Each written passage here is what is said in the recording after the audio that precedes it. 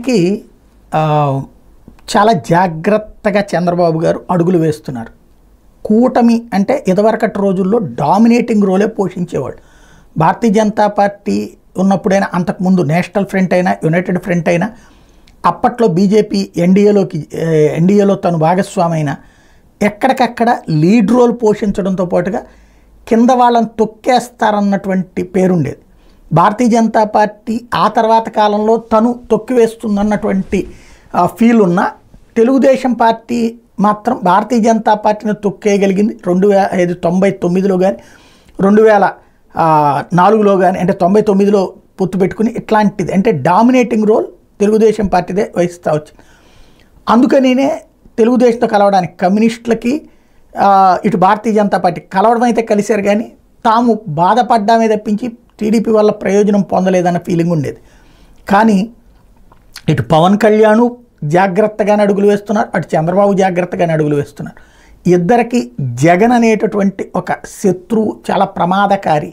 జగన్ని తట్టుకోవాలంటే ఖచ్చితంగా పవన్ అవసరం తనకి ఉంది, తెలుగుదేశానికి తోడు పవన్ కళ్యాణ్ అవసరం తప్పనిసరి అన్నది చంద్రబాబు భావిస్తున్నారు. అలాగే జగన్ని ఒంటరిగా ఎదుర్కోవడం కష్టం కాబట్టి తెలుగుదేశంతో కలిసి వెళ్ళి జగన్ని రాజకీయంగా సమాధి చేస్తే ఆ తర్వాత ఆ ప్లేస్ ఆక్యుపై చేసుకోవచ్చు, కానీ ఈలోపు తెలుగుదేశంతో వదులుకోకూడదు. అలాగే తనల్ని నమ్ముకున్న వాళ్ళందరికీ పదవులు అలాగే సంపాదన ఉండేటట్టు చూసి పెడితే వాళ్ళు వెల్ సెటిల్ అయితే రేపు పొద్దున సరైనటువంటి స్థితిలో తన వాళ్ళు ఉంటారన్నది పవన్ కళ్యాణ్ ఆలోచన.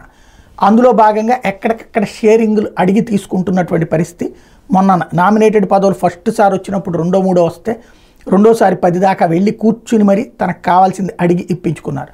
అలాగే ఏదైతే ఇప్పుడు ఎమ్మెల్సీ వచ్చినప్పుడు అవకాశం వచ్చినప్పుడు తను మండల్లో తనకి ప్రాతినిధ్యం కావాలంటూ తన వాళ్ళకి ఇప్పించుకున్నారు. ఇప్పుడు ఎంపీ సీటు కూడా రాజ్యసభ సీట్లో తనకు కావాలని ఆశించారు. అయితే అటు బీజేపీ పెద్దలను ఒప్పించే ప్రయత్నం చేశారు, కానీ వాళ్ళు కృష్ణయ్య తమకి తరపున తూర్పు మొక్కగా వాళ్ళు డిసైడ్ అయ్యారు. ఆల్రెడీ వాళ్ళు చెప్తేనే కృష్ణయ్య రాజీనామా కూడా చేశారు కాబట్టి వాళ్ళు వెనక్కి తగ్గలేదు. ఇటు చంద్రబాబు గారు ఆల్రెడీ సానా సతీష్కి లోకేష్ సన్నిహితుడు అన్నటువంటిది మొన్న ఆంధ్రజ్యోతిని రాసిన కథనం ప్రకారం, కాబట్టి అతనికి వదులుకోదలుచుకోలేదు. ఈ నేపథ్యంలో అందులో జాతీయ స్థాయిలో అనేక అంశాల్లో పట్టున్నటువంటి వాడు, పలుకుబడి ఉన్నటువంటి వాడు కాబట్టి అతన్ని వదులుకోదలుచుకోలేదు. ఈ పరిణామాల మధ్యన తను సానా సతీష్కి కంటిన్యూ చేసుకొచ్చారు. వేదమస్తారావుకి ఆల్రెడీ ముందే చెప్పినటువంటి ఇది. ఇక అలాగని పవన్ కళ్యాణ్తో విభేదించదలుచుకోలేదు. పవన్ కళ్యాణ్ కోరిక నాగబాబు గారిని ఉన్నత స్థితికి తీసుకెళ్ళడం, అది